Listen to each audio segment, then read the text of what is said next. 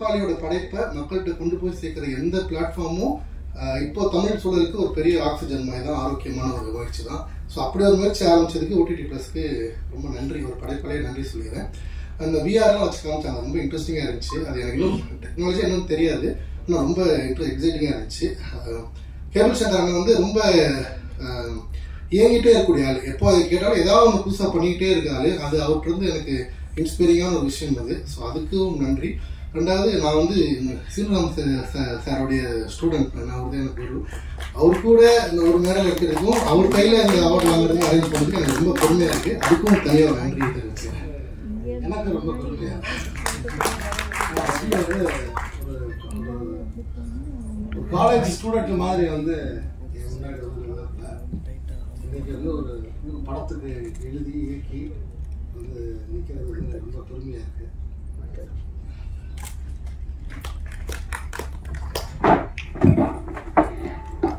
அதிகப்படியான மக்கள் பார்த்த வெப் சீரிஸின் another writer mister Vasanth Balakrishnan அவர்களை பேசுமாறு அன்போடு. இப்போ நக்கீரன் இல்லை அப்படின்னா பூசமுனுசாமி வீரப்பன் அப்படின்ற சீரீஸ் வந்து சாத்தியம் இல்லை. அதே போல OTT பிளாட்ஃபார்ம்ன்ற இந்த தளங்கள் இல்லை அப்படின்னா இந்த வீச்சோட நாங்க உருவாக்கிய அந்த பூசமுனுசாமி வீரப்பன் சீரீஸ் வந்து இந்த வீச்சோட வந்திருக்க வாய்ப்பு இல்லை.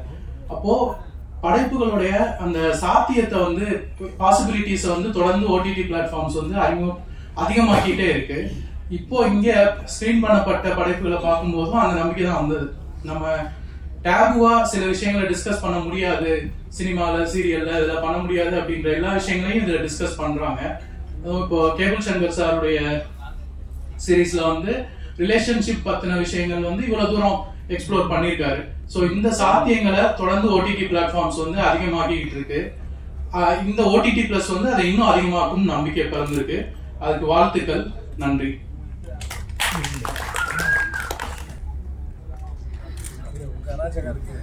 நன்றி சார். பாலாஜி வேணுகோபால் அவர்களை பேச வருமாறு அன்புடன் அழைக்கிறேன்.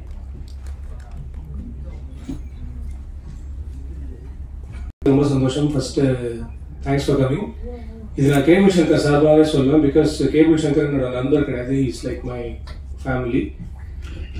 இங்கே வந்திருக்கிற நிறைய பேர் இப்போ நான் கேட்டேன்னா எத்தனை பேர் கேபிள் சங்கருக்காக வந்திருக்கீங்கன்னா ஆல்மோஸ்ட் எல்லாரும் கை தூக்குவீங்க. அந்த அளவுக்கு கேபிளுடைய நலம் விரும்பிகளும் நிறைய பேர் இருக்காங்க, வேண்டப்பட்ட விரோதிகளும் நிறைய பேர் இருக்காங்கன்னு எனக்கு தெரியும்.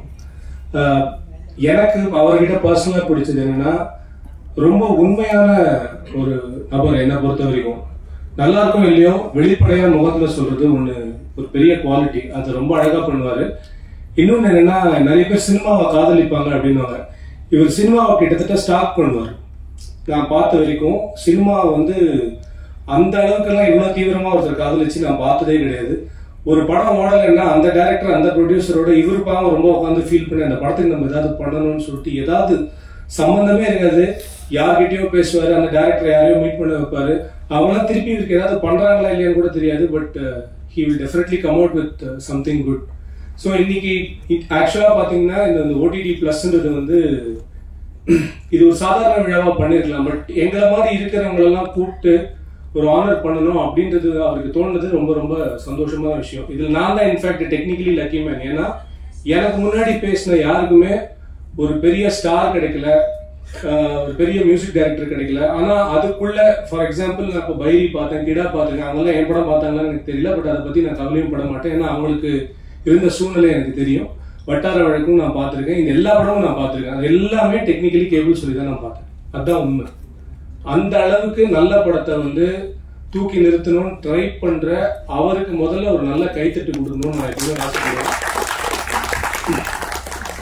அடுத்தது நிறைய பேர் சொன்னாங்க, இப்போ கொஞ்ச நாளைக்கு முன்னாடி ரொம்ப அழகான ஒரு கவிதை படித்தேன். ஒரு 20 வருஷத்துக்கு முன்னாடி யாராவது ஒருத்தர் மதுரையிலயோ எங்கேயாவது நான் சினிமா எடுக்க போறேன் அப்படின்னு கிளம்பினா போடா போ எங்கேயாவது போய் ஒரு பிளாட்ஃபார்ம்ல தான் நிற்பா கடைசியில் அப்படின்னு அம்மா அப்பா திட்டி அனுப்புவாங்க அப்படின்னு.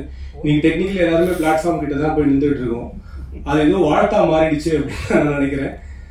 பட் என் வாழ்க்கையில OTT பிளாட்ஃபார்ம் பண்ண ஒரு மேஜிக் மட்டும் நான் சொல்றேன். ஏன்னா என் வாழ்க்கையில பிரஸ் பிளே பண்ண ஒரு ரொம்ப முக்கியமான பார்ட் இருக்கு. நான் அதுக்கும் தேங்க் பண்ணணும். பட் இந்த விஷயத்தையும் நான் சொல்றேன். என் படம் கடந்த வருடம் செப்டம்பர் 1 ரிலீஸ் ஆச்சு. நிறைய பேர் பார்த்துட்டு ரொம்ப நல்ல ரிவ்யூஸ் கொடுத்தீங்க. செப்டம்பர் 28 OTT ரிலீஸ் ஆச்சு. பட் 10 படம் சேர்ந்து வந்ததுல வந்து லக்கி மேன் ஒரு படத்தை நாங்க பொசிஷன் பண்றதுக்குள்ள டக்கு டக்குன்னு அடுத்த படங்கள் வந்துருச்சு. But no qualms.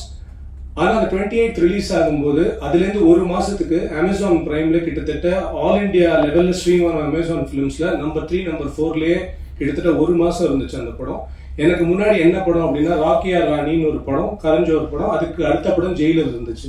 ஸோ இந்த 2 படத்தோட பட்ஜெட் அப்படின்றது நீங்க என்னது உங்களுக்கே தெரியும். என் படத்தோட பட்ஜெட் என்னவோ அப்படின்றது உங்களுக்கும் தெரியும். பட் ஓடிடி ஆடியன்ஸை பொறுத்த வரைக்கும் பட்ஜெட்லாம் அவனுக்கு கவலை கிடையாது. கண்டென்ட் நல்லா இருந்துச்சுன்னா அவன் எந்த படத்தையும் தூக்கி கொண்டாடுறதுக்கு தயாரா இருப்பான். ஸோ அந்த மாதிரி கண்டென்ட் ட்ரிவன் பிளாட்ஃபார்ம்ஸ் வருது அப்படின்றது வந்து என்ன மாதிரி இருக்கக்கூடிய படைப்பாளிகள் இன்னும் நிறைய படைப்பாளிகளை உருவாக்கும். அதனால தான் நான் இந்த மாதிரி ஒரு தளம் ஒன்று ஆரம்பிக்கிறாங்க அப்படின்னு சொல்லும்போது ரொம்ப சந்தோஷமா வந்தேன். அண்ட் சீனு ராமசாமி சாருக்கு என்ன ஞாபகம் இருக்குமான்னு தெரியல, தென்மேற்கு பருவக்காற்று படம் எடுத்துட்டு வரும்போது ஹலோ எஃப்எம்ல அவரு, விஜய் சேதுபதி அண்ட் அந்த டீம் எல்லாருமே வந்து நான் இன்டர்வியூ பண்ணிருக்கேன். ஐ திங்க் அந்த இன்டர்வியூ முடிச்சுட்டு தான் அவங்க வந்து போனாங்க, ஃபர்ஸ்ட் ஷோக்கே போனாங்க. எனக்கு இன்னும் நான் சொல்றேன், எனக்கு அவர்கிட்ட ரொம்ப பிடிச்ச விஷயம் என்னன்னா படம் ஓடுது ஓடலன்றது ஒரு கவலையே கிடையாது. என் வாழ்க்கையில நான் நல்ல படம் மட்டும்தான் எடுப்பேன்னு ஒருத்தர் வந்து ஒரு தீர்மானத்தோட இருக்காரு. இதுல இருந்து என்ன இன்னும் 25-30 வருஷம் கழிச்சு கூட நீங்க பாத்தீங்கன்னா நீர்ப்பறவை மாதிரி ஒரு படத்தை ஒரு டைரக்டரால் எடுக்க முடியாது, தர்மதுரை மாதிரி ஒரு படத்தை ஒரு டைரக்டரால் எடுக்கவே முடியாது. அவ்வளவு நல்ல படங்கள் அது.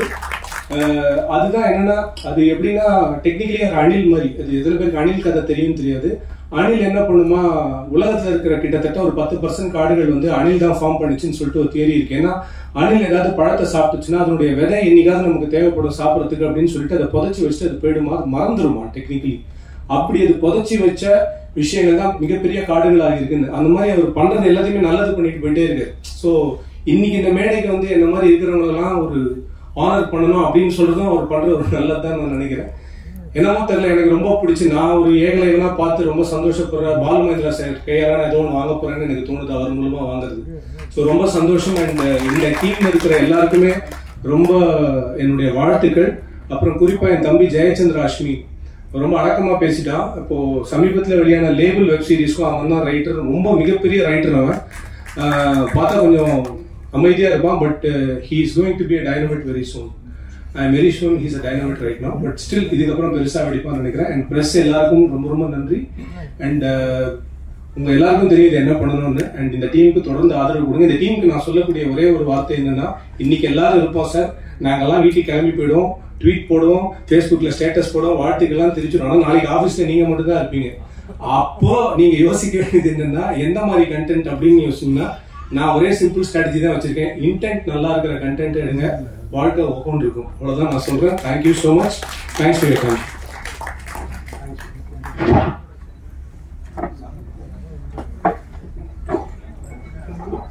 அடுத்ததாக நீங்க எல்லாரும் அதிகமா வந்து விமர்சனம் கொடுத்த ஒரு நல்ல படம், அந்த படத்தை கொடுத்த கண்ணகி படத்தின் இயக்குனர் திரு யஷ்வந்த் கிஷோர் அவர்களை மேடைக்கு வருமாறு. உங்களுடைய கதாநாயகன் கதாநாயகி மேடையில் இருக்காங்க.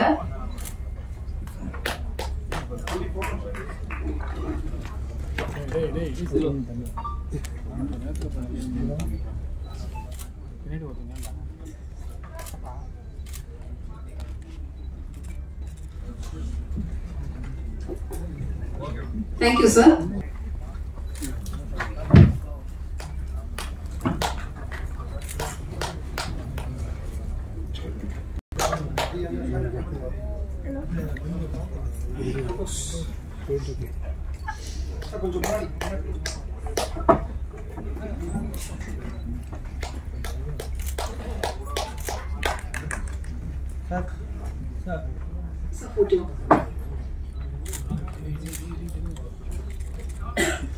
Thank you sir.